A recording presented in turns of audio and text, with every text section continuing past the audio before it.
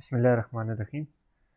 आज का जो हमारा टॉपिक है वो है कि हम ये देखेंगे कि एक प्रोसेस की स्टेट्स क्या होती हैं। लास्ट जो हमारा लेक्चर था उसमें हमने ये देखा था कि एक प्रोसेस होता क्या है। तो मैंने आपको बताया था कि हार्ड डिस्क के अंदर आपके जितने भी प्रोग्राम्स हैं like rom dot exe, world dot exe, मतलब एग्जीक्यूटेबल जितने भी आपके प्रोग्राम्स पड़े हुए हैं हार्ड डिस्क के अंदर, इन सबको आप कहते हैं कि ये प्रोग्राम्स हैं। ठीक है, या सॉफ्टवेयर हैं या प्रोग्राम्स हैं, ये दोनों एक ही बात है।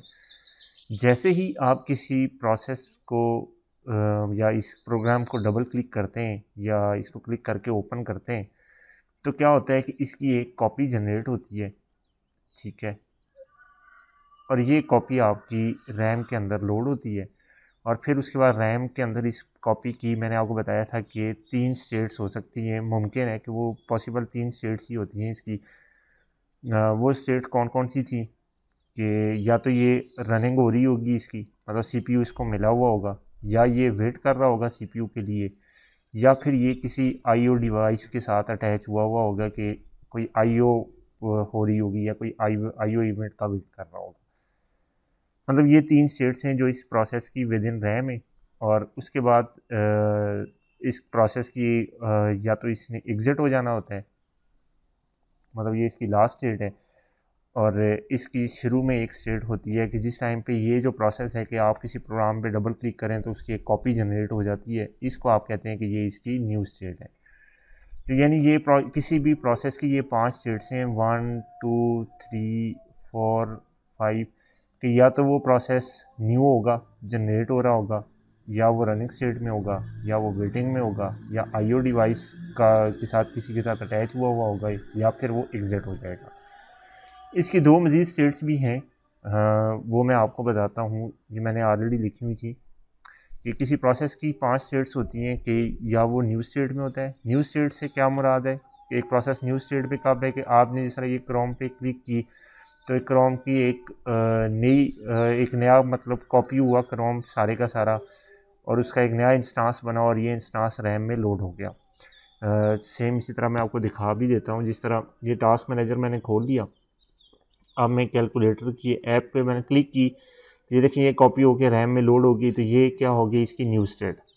ठीक है, अब मैं एक और कैलकुलेटर अगर ओपन करता हूँ तो ये देखिएगा एक और ओपन हो गई है।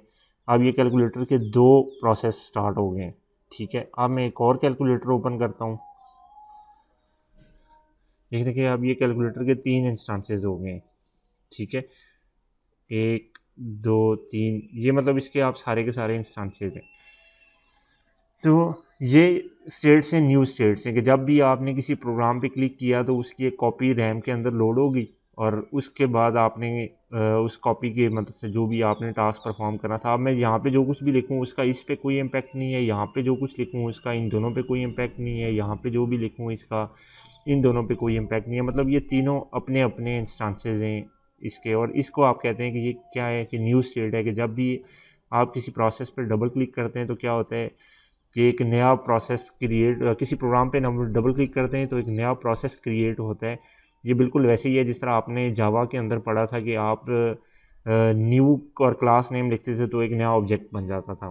ठीक है, अब उसके बाद रनिंग स्टेट क्या है कि या रेडी स्टेट, बल्कि ये एक रेडी स्टेट भी है कि अब ये न्यू प्रोसेस क्रिएट हुआ और रैम के अंदर आके लोड हो गया। अब रैम के अंदर एक ये प्रोसेस नहीं था, रैम के अंदर P1 P2 से लेके पीछे में भी ये P47 जो है ना ये वाला प्रोसेस था। तो अब क्या पता इस टाइम पे जिस टाइम पे ये प्रोसेस रैम में आया है ये P2 एग्जीक्यूट हो रहा था उस टाइम पे, इसके बाद P3 होगा 4 होगा और इसका जब नंबर आएगा तब तक ये रेडी स्टेट में रैम के अंदर अवेलेबल रहेगा।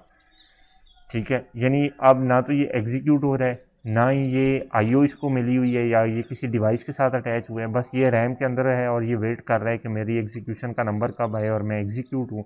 तो इस स्टेट में इसको कहते हैं कि ये रेडी स्टेट है। रेडी स्टेट की क्या है कि ना उसको सीपीयू मिला होता है ना वो किसी आईओ डिवाइस के साथ अटैच होता है। अब जैसे ही इसको सीपीयू असाइन हो गया तो इसे आप कहते हैं कि ये अब रनिंग स्टेट में चला गया, अब ये इसकी एग्जीक्यूशन हो रही है। अब सीपीयू ने इसको प्रोसेस किया और उसके बाद सीपीयू ने कहा अब यूज़र से इनपुट लो।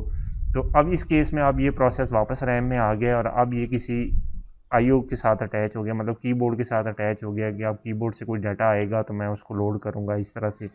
तो ये जो स्टेट इसकी होती है ये इसकी आईओ स्टेट होती है।